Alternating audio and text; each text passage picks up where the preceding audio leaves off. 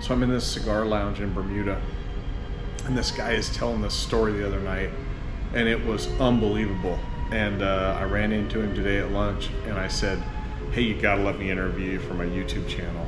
And could possibly be the greatest story, maybe ever. So I hope you guys enjoy this thing.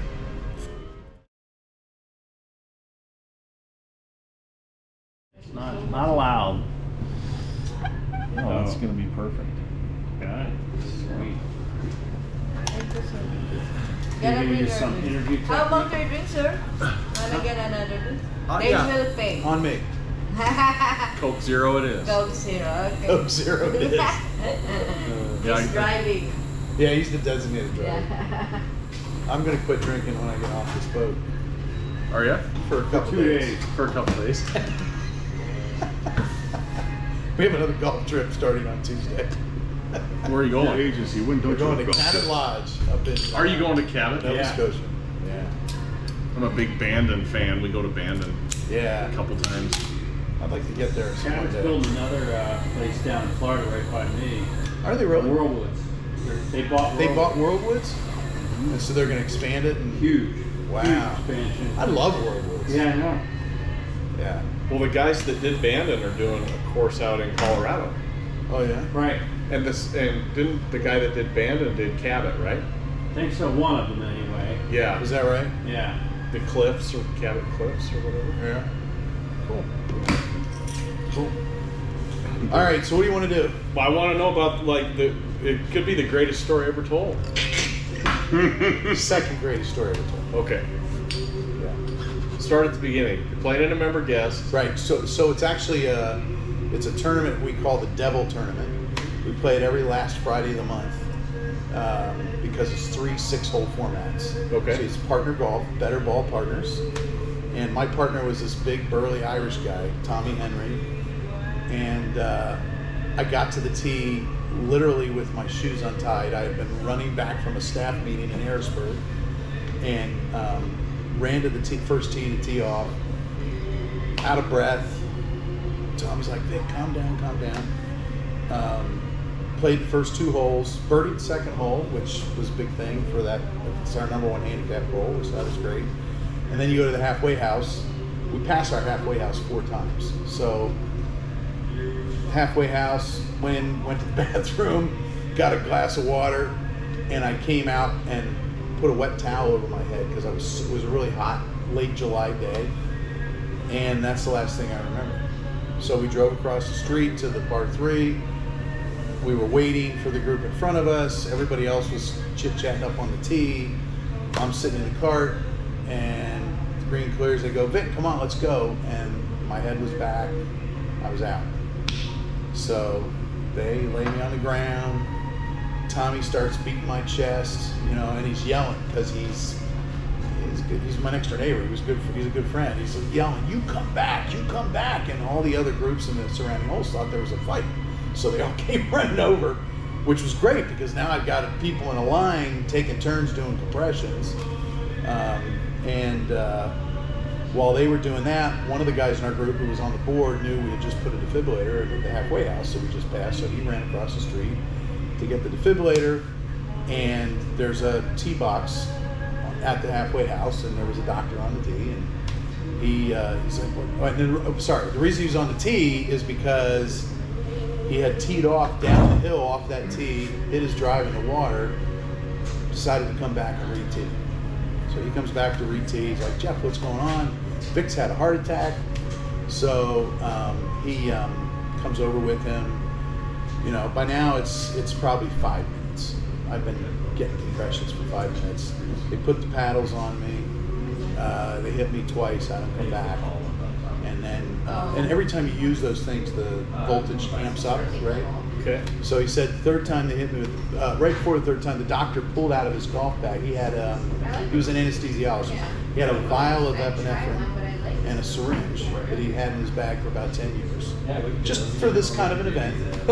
So he pulls it out. They stick it under my tongue, or he sticks it under my tongue. They hit me the third time, and I came back. So I was gone for 8 minutes.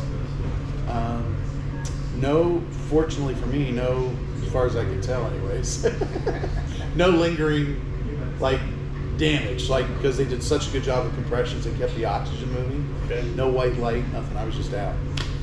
So, you know, ambulance comes, they take me away. The guys in my group, there's now 3 of them, a partner for 2, and the third, my buddy Tommy. They're like, "What do? We go back to the bar and drink and wait and see if Vic makes it? Yeah, let's keep playing." Tom says, "Look, I'm out of the tournament, but I'll mark for you guys." They win the tournament. The other group. The other twosome in our foursome won the tournament. So then you know, I never heard that part. the doctors figure out what's going on. I have a blood disorder. It's like a autoimmune infection that caused a certain type of blood Cervical? cell to create abnormal reactions in my body, and one of the abnormal reactions is if it's in your heart, the electrical signals don't transmit right. The only place they found this disorder was in the heart. It's typically a pulmonary, spleen, kidney thing. I had it in the heart. So anyways, it went away after, a significant amount of treatment and care. But in the meantime, I couldn't play golf for 90 days because they put a defibrillator pacemaker in my chest. So, my pro is a great guy. He's like, "Rick, I feel bad for you. You can't play golf. It's July, August, September. What we'll do is I'll fit you for a new set of clubs. You can, chip and putt because you're not causing any impact, and we'll make sure we have the right size for you. When 90 days comes, you can go out and play with a new set of clubs." I'm like, "That's great, Tom, thanks." So 90 days came.